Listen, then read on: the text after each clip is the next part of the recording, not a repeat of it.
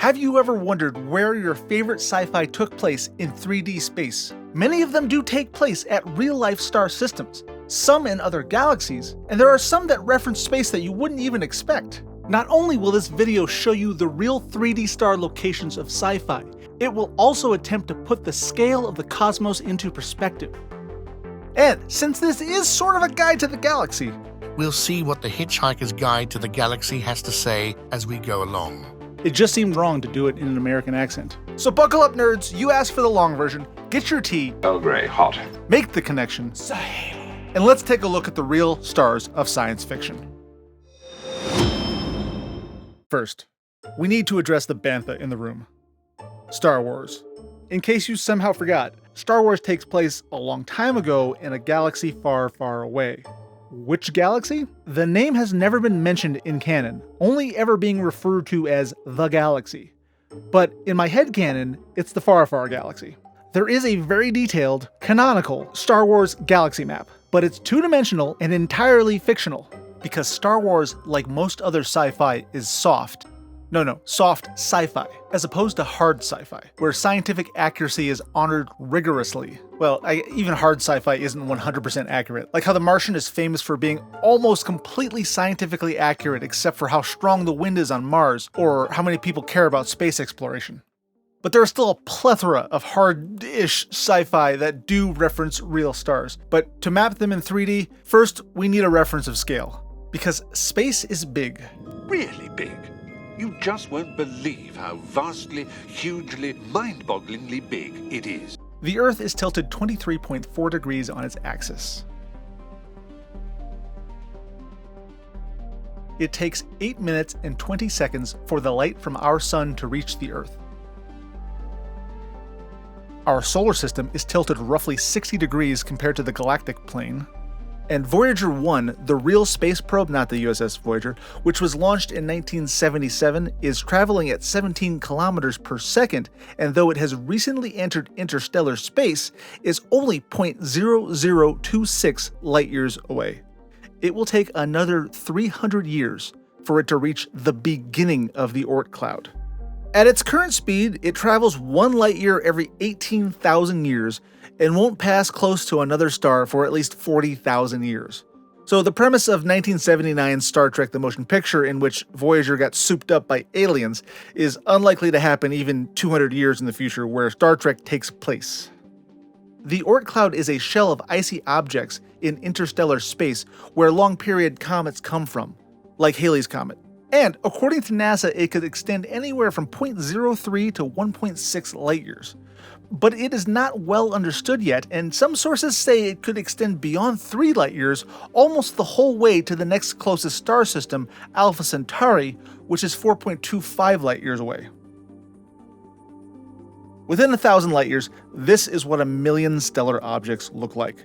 This is from the Gaia Space Observatory, launched by the European Space Agency. And although this is the most comprehensive mapping of stars to date, there are definitely more than 1 million objects in this bubble. In fact, Gaia has mapped more than 2 billion objects, but it hasn't mapped the whole galaxy. Please excuse the crudity of this model. I didn't have time to build it to scale or to paint it. Actually, it is to scale, but not exactly accurate. This is more what it really looks like. The real galaxy contains between 100 to 400 billion stars, and this simulation only has about 2 million to represent that, just to get our bearings here. Sol is roughly in the middle of the galactic plane, which is between 1,000 and 2,000 light-years thick, and the edges of any galaxy are a bit nebulous, but it's agreed that the Milky Way galaxy is about 100,000 light-years across, and Sol is about 26,000 light-years from the core. And because we live on one side of it, there is a zone on the other side of the galaxy that we cannot see. It's called the Zone of Avoidance, which coincidentally describes my social life. Beyond our galaxy, the observable universe is 93 billion light-years across. The estimate of galaxies in that was about 200 billion, but with new advances, the estimate is up to 2 trillion. 2 trillion galaxies.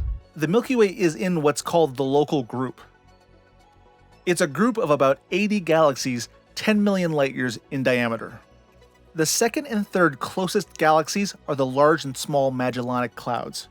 about 160,000 and 200,000 light-years away, respectively. This is where the fleet of worlds from Larry Niven's known space are headed. The nearest large galaxy is the Andromeda Galaxy, 2.5 million light-years away. It's larger than the Milky Way galaxy at about 152,000 light-years across and contains about 1 trillion stars. And it's on a collision course with the Milky Way, but we got some time. About 4.5 billion years. Some references from Andromeda. Mass Effect Andromeda. Shocker, I know. The Andromeda strain. Though it's not explicitly referenced as being from Andromeda, only a codename. The game Subnautica, in addition to rhyming with Andromeda, is set in Andromeda. In the Marvel Universe, canonically the planet Xandar, and in fact most of the Guardians of the Galaxy, is set in Andromeda. Which means they're the Guardians of the Andromeda Galaxy. Or they need a rebrand. I guess the Guardians of the Galaxies doesn't sound as good. The Southern Pinwheel Galaxy is also known as M83, 14.7 million light-years away. It's where the musical artist M83's name comes from. In the movie version of Stargate, they say that the gate opened a wormhole to the other side of the known universe somewhere in the Kalium Galaxy, which is a fake galaxy that they made up. 2 trillion galaxies. Pick one. The TV series SG-1 nipped that right in the bud, and the gates only go within the Milky Way galaxy, except for a couple special ones which lead to spin-off series. The mythical city of Atlantis wasn't under sea on Earth, but lost under sea a long time ago in another galaxy far, far away. Actually, this one's real. It's the Pegasus Dwarf Irregular Galaxy, and it's 3 million light-years away. Not too far from Andromeda, in intergalactic terms. In Stargate Universe, they say the ancients seeded 38 galaxies with stargates and show this map, none of which are named, except for Pegasus. That was Pegasus.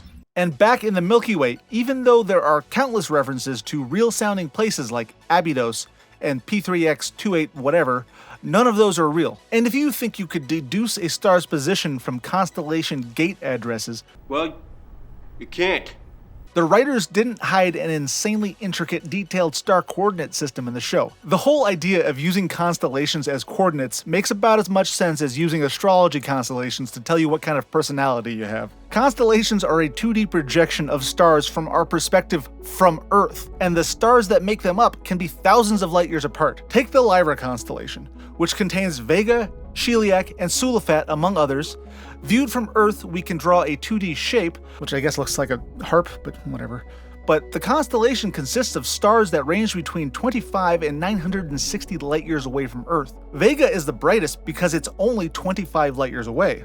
Vega, by the way, was the source of the signal from contact, though it was only a relay station that goes to the center of the galaxy.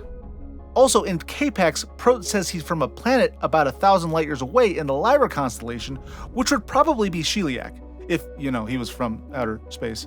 Chiliac is also mentioned in Star Trek as the home of the race of the pedantic non-humanoid life forms called the Chiliac. The name's origin, in case you were wondering, is from the Arabic name Al-Chiliac, not from Star Trek, like I thought.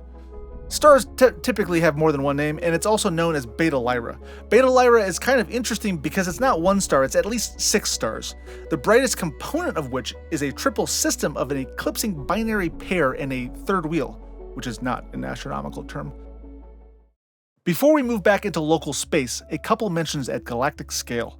Starship Troopers shows this image of where the Clandathu system is, but this map doesn't really make any sense because that's not where Earth is, and also launching asteroids from the other side of the galaxy would take millions of years. Would you like to know more? Starship Troopers wasn't intended to be scientifically accurate. It was intended to be a satire on fascism.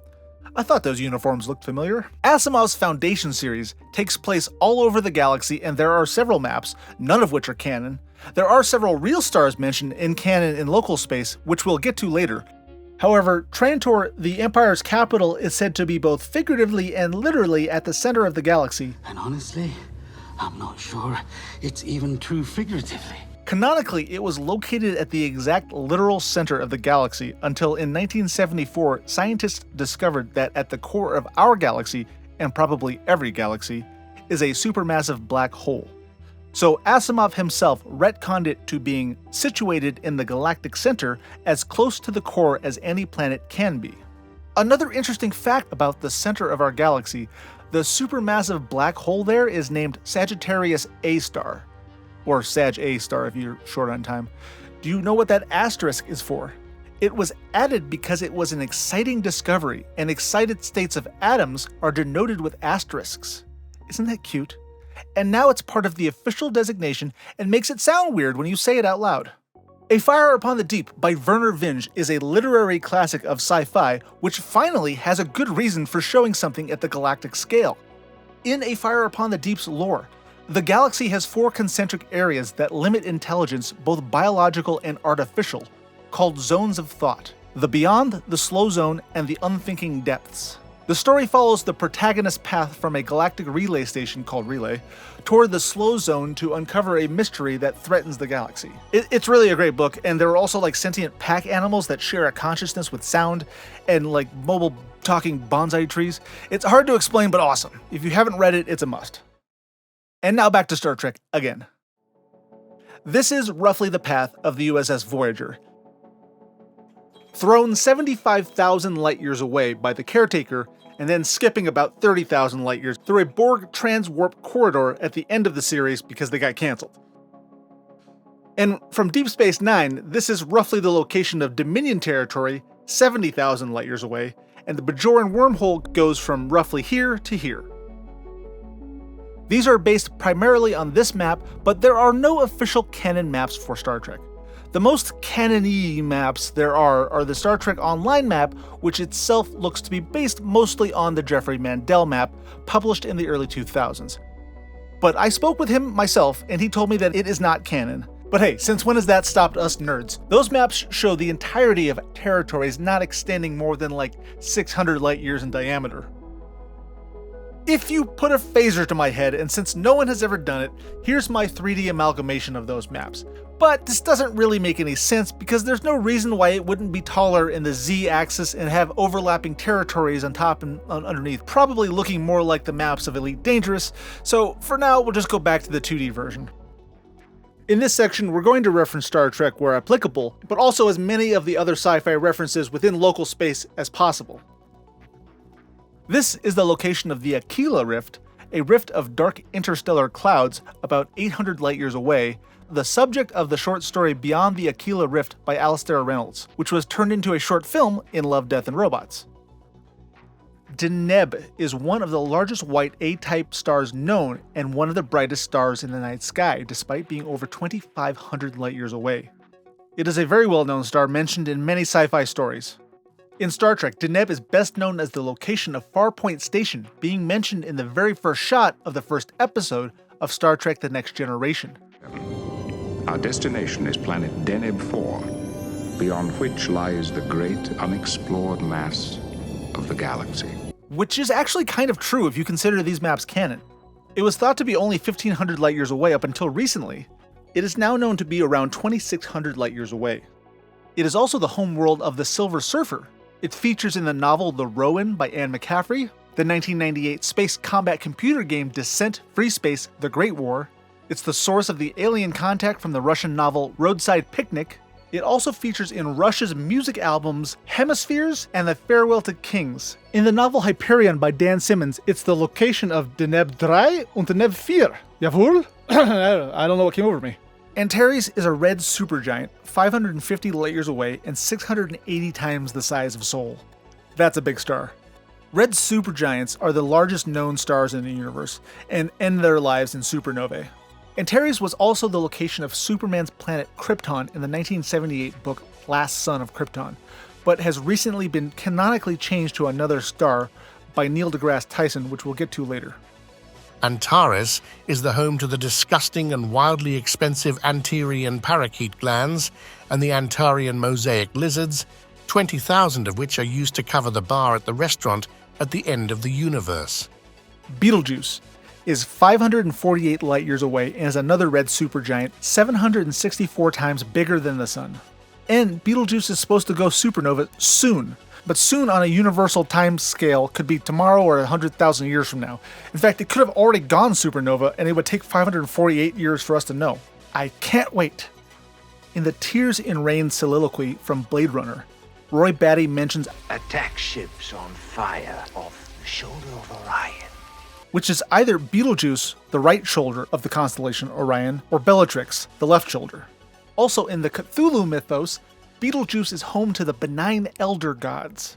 It's also the home star system of Ford Prefect and Zaphod Beeblebrox.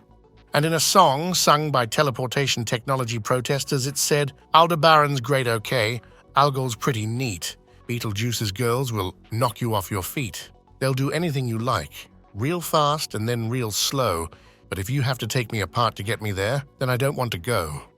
Rigel is a blue supergiant, 863 light-years away.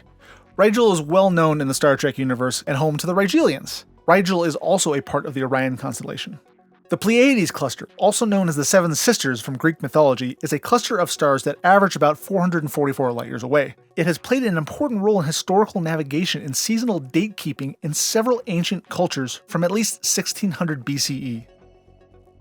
It was also the system where Ford Prefect hacked into the British telephone service and left it connected, running up a huge phone bill. The Helical Nebula is the closest nebula to Earth and is sometimes referred to as the Eye of Sauron. I can't see why. Now, let's move in closer and get a sense of the stars in the local neighborhood of Earth, and where they're referenced in Star Trek and other sci-fi and just random esoteric media. Many of these are also referenced in Known Space, the Bobiverse, and Dune, and we'll come back to them. Alpha Centauri is the closest star system to Earth and is conveniently located on almost the same exact galactic plane as Sol. It's a 3-star or trinary system consisting of 2 sun-like stars, Alpha Centauri A and B, and 1 red dwarf, Proxima Centauri, which is actually about 0.2 light-years closer. With current technology, it would take around 6,000 years to get there. But with laser light sails, which are within our ability to engineer, it could take as little as 25 years to send a probe. Get on it! Possibly most famously known for being the location of Pandora from Avatar, but here is the full, incomplete list. And the plans and demolition orders have been on display to local planning office in Alpha Centauri for 50 Earth years.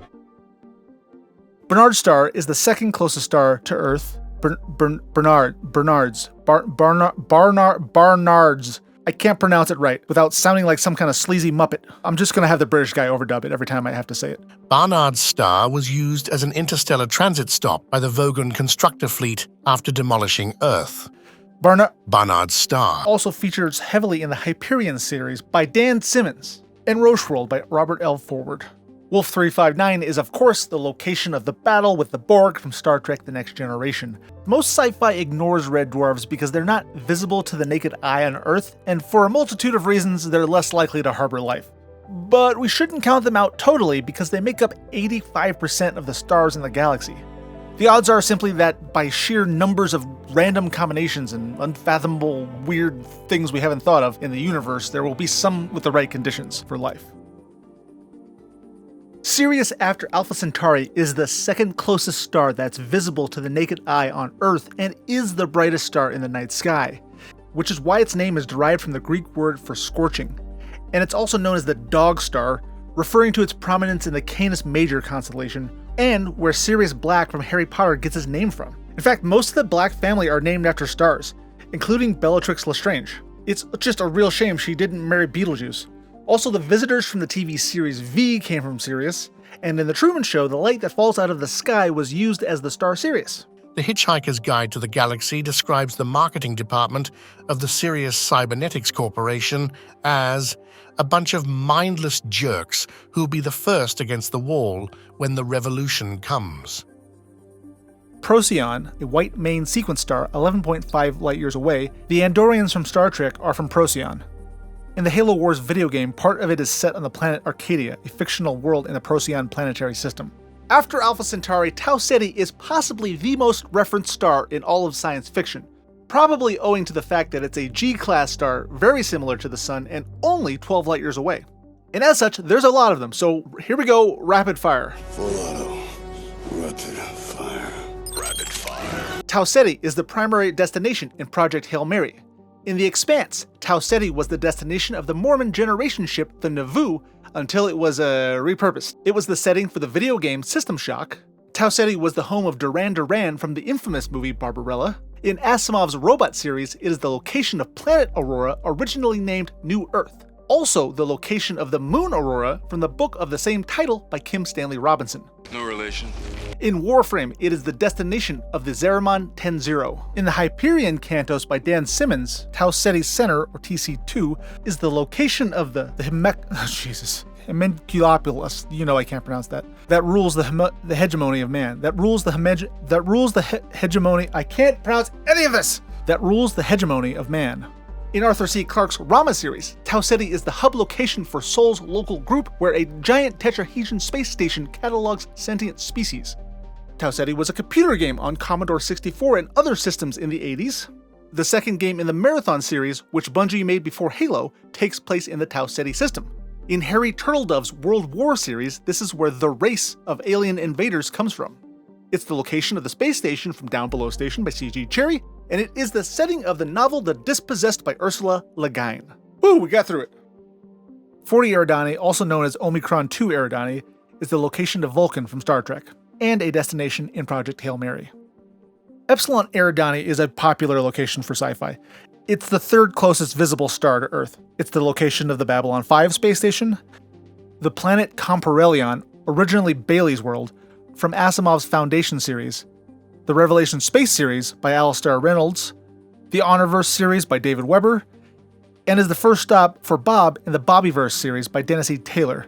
We'll come back to the Bobiverse. It's also the location of Reach from Halo Reach. Unfortunately, I forgot Reach in my last video. Whoops. Speaking of which, the Pillar of Autumn launched from here before the events of Halo 1, with the destination of the first ring from Halo 1, which is Installation 04, and while we're on the way to Halo, the Next Generation episode The Survivors features Delta Eridani by its alternate name Delta Rana and the planet Delta Rana 4. Entering the Delta Rana star system. Did I mention the first ring is also known as Installation 04, located in the Sowell system? None of this is confusing, I know, but in real life it's known as Iota Horology. No, I'm a horologist. But probably pronounced horology, but I'm pronouncing it the other way. Located here 56.5 light years away.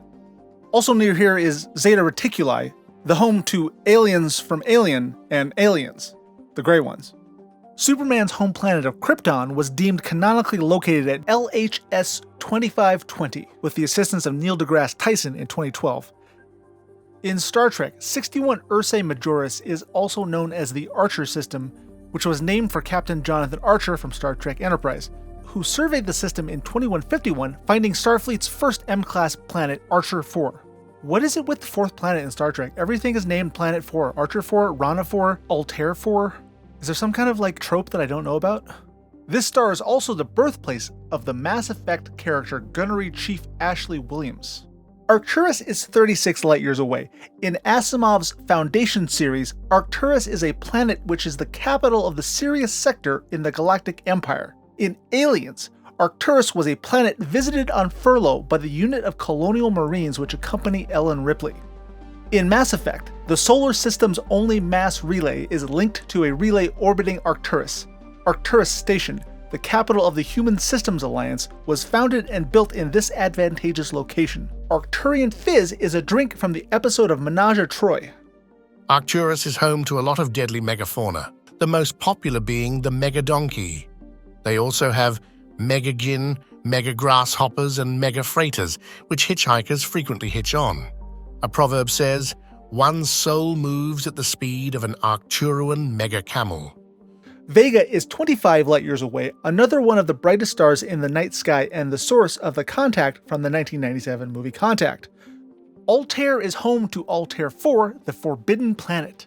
In Star Trek, there are several esoteric and arguably pointless references, but here we are, so here we go. Riker refused to beam down Captain DeSoto to Altair 3. Darian Wallace was born on Altair 4. I've seen Star Trek Next Generation 7 times and I have no idea who this guy is. Dr. Bashir lost the prestigious Carrington Award to some dude named Dr.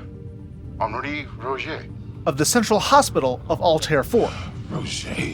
How can I give it to Rocher? How indeed. Altair 4 was also part of the Kobayashi Maru simulation at Starfleet Academy, and many other references within Star Trek lore. Altair's currency collapsed recently, but you can still see the universe for less than $30 Altairian per day. 1 Altairian long way is equal to 37 Earth miles. In the episode Miri of Star Trek the original series, the duplicate Earth is in the 70 Alpha Yukai star system. In Asimov's Foundation series, 61 Cygni is in the Sirius sector, is proposed by Lord Dorwin as a potential site for the planet of origin of the human species. They forgot where we came from. And in Star Trek, 61 Cygni is the homeworld of the Tellarites. Epsilon Indi is a location in the World War series by Harry Turtledove, and it's the location of the colony planet Harvest from the novel Halo Contact Harvest, which is the first planet attacked by the Covenant and sets off the conflict for the entire Halo series. Though in lore it's supposed to be the outer ridges of space much farther than the real Indy is, there's way too much Halo to reference in this video. So this is going to be the last one. Maybe in another video. Epsilon Indi is also mentioned by Wesley Crusher in the episode The Child of Star Trek The Next Generation. And there's Arnab. And there's Epsilon Indi. In the Revelation space series by Alastair Reynolds, Delta Pavonis is the location of the planet Resurgam and the neutron star Hades. In Star Trek, Delta Pavonis is also the homeworld to the Benzenites. You know, the fish-looking guys with the humidifier mouthpieces? In Firefly and Serenity, they often mention the verse. From here to the eyes and the ears of the verse. That's my motto. Or it might be, if I start having a motto. Which is actually a 5-star system, about 40 light years away in the Taurus constellation around here. In canon, it's named 34 Tauri 2020 and was colonized in 2220. But 34 Tauri 2020 isn't real. Named after the original 34 Tauri, discovered in 1690 and later realized to be a planet, not a star. The planet Uranus, of course. Even though the system isn't real, the canonical scientific accuracy and detail within are as good as it gets. The verse in Numbers is a 100-page PDF that expands on the canon map created by Jeffrey Mandel and, to quote one of its authors, represents the most painstakingly researched and thoughtful effort to make sense of a bunch of hooey that I've ever encountered. Aldebaran is another famous star throughout sci-fi lore. In Star Trek, the original series, Dr. Elizabeth Daner is said to have spent time on Aldebaran. In Star Trek The Next Generation, the green whiskey shared by Captain Picard and Scotty on the holodeck is Aldebaran whiskey. Aldebaran whiskey. In the Cthulhu mythos, Aldebaran is said to be the abode of the deity Hastur. In Joe Haldeman's The Forever War, mankind's first contact with the alien race, later called Taurans, technically occurs near Aldebaran. In Ursula Le Guin's The Lathe of Heaven, it is the home system to the sea turtle-like aliens. And in Kim Stanley Robinson's Blue Mars, it is one of the first solar systems visited by mankind. A Monty Python skit deals with the prices on Algon, the fifth world of Aldebaran. Aldebaran is famous for its liquors, which are the only things left after the end of the universe. That and a dessert cart. Algol is another famous star, which gets its name from the Arabic Al-Ghul. It's also where the Batman villain Ra's al Ghul gets his name from. The ancient Greeks called it the Gorgon of Perseus, in Hebrew as Satan's head, or in Chinese as Daling, meaning mausoleum, and in English it's commonly known as the Demon Star. And the apparent reason for this evil association is because it's a flickering variable intensity star, which is because its sister star orbits it every 2.9 days and eclipsing it, making it flicker, which apparently people find evil. Also in the episodes Menage a Troy and Cupid of Star Trek The Next Generation, the episodes feature a civilized alien race called the Algolians. In the Cthulhu mythos, it is the home of a demonic shining entity made of light. In addition to being pretty neat, Algol is home to the ferocious Algolian sun tiger, the delicious Algolian claret, and disgusting foods like the Algolian Xyletburger, made from the most unpleasant parts of the xylet, a most unpleasant beast.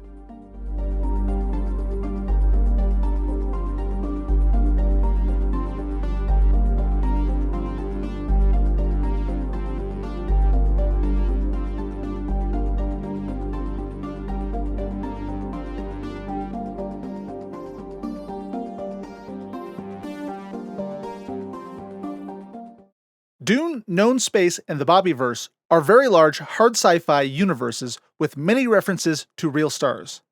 The following will just be high-level quick overviews. They may get their own independent videos in the future. Let me know if that's something you want to see. The events of Dune take place about 20,000 years into a future in which humanity won the AI machine war we've always feared, and currently fear more than ever. But fear is the mind killer. I must not fear. Fear is the mind killer. Fear is the little death that brings total obliteration. I will face my fear. I will permit it to pass over me and through me. And when it has gone past, I will turn the inner eye to see its path. Where the fear has gone, there will be nothing. Only I will remain. There is some deep wisdom in Dune. One could argue that it's a pseudo-religious text on the dangers of religion, and they have. And its influence on sci-fi cannot be understated. And what's even more impressive, it does all of that and references real star systems. Old Earth is all but forgotten in 10,191 AG, after Guild. Their calendar starts when the Spacing Guild was established, after the Machine War, and around when the spice melange was discovered, allowing for the folding of space for instantaneous interstellar travel. Prior to that, humanity had used various forms of space travel for 10,000 years before they stumbled upon Arrakis in the Canopus system 310 light-years away.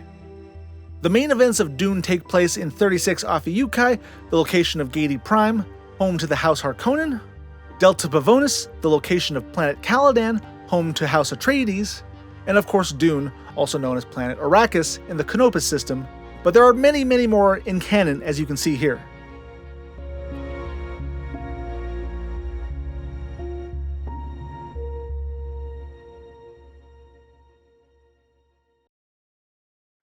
Larry Niven's known space series is the setting of a massive collection of hard sci-fi. Best known for the Ringworld series, which was the OG Halo if you didn't know. It's a huge artificial ring world circling a star with a diameter the size of Earth's orbit. The Ringworld is said to be about 200 light-years from Earth, and though the RPG game puts it at star EC 1752, that's not a real star, but it's probably in the direction of the galactic core because that's where the Pack Protectors came from. Anyway, Rashathra, anyone? Some other famous locations from known space. Wonderland is a planet at Alpha Centauri. Epsilon Indi is the home location of Home, so named because of its similarity to Earth. Beta Hydrae, the location of Silver Eyes, so named for the slaver sunflowers that dominate the view of Silver Eyes from space. Jinx is a massive moon of the gas giant orbiting Sirius, stretched by tidal forces into an egg shape, which apparently was all the rage back in the 70s. We Made It is a planet located at Procyon, so named because the first ship crash-landed there successfully.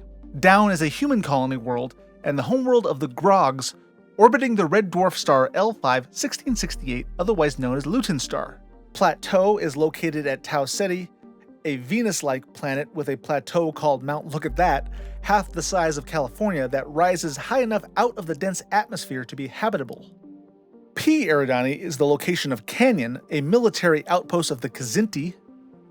61 Ursae Majoris is the homeworld to the Kazin, the huge bipedal tiger-esque species that is the major enemy of humanity for many years. Cubal, the ice world, is at Beta Lyra. And Gamiji is a jungle world popular with hunters around CY Aquarii. Contrary to what I thought when I heard the title Bobiverse, it is not, in fact, a universe of Bobbies from King of the Hill. No, it's the dream of every nerd. Bob is a loner nerd engineer given the power to explore the galaxy on his own terms. Here's an overview of the major star systems visited in the first 3 books. Epsilon Eridani, the first stop for Bob, where he builds his first cohort. Delta Eridani is the second stop for Bob, and where he remains throughout the first 3 books, living with the first discovered sentient species, dubbed the Deltans. 40 Eridani, otherwise known as Omicron 2 Eridani, is the location of Earth's first interstellar colonies on the planets named Romulus and Vulcan because Bob is a nerd. Delta Pavonis is the home of the Pav, the meerkat-like sentient species, and GL-877 is the home system of the others. There's a term coined in the Bobiverse, Homo Sidereal. It means humans of the stars, or star people. The vast majority of humans may not know or care about the scale of the galaxy or the location of fictional places in space, but if you're here, you're different. For better or worse, we're interested in the details, the minutiae, the little things that push humanity forward as a species. It's people like us who figure out how to go from apes with sticks to men on the moon. I'm not afraid to let my nerd flag fly, and you shouldn't be either. We are the Star Children. We will be the ancestors of Homo Sidereal. And if you ever feel alone, remember that there are millions of people like you, and we will live on in the stars one way or the other. That's it. If you made it this far and you like this, subscribe and like the video. It was not a complete list, that's impossible. If you haven't already, go ahead and let me know in the comments what I spelled wrong and mispronounced. And consider supporting future videos on Patreon. Thanks for watching.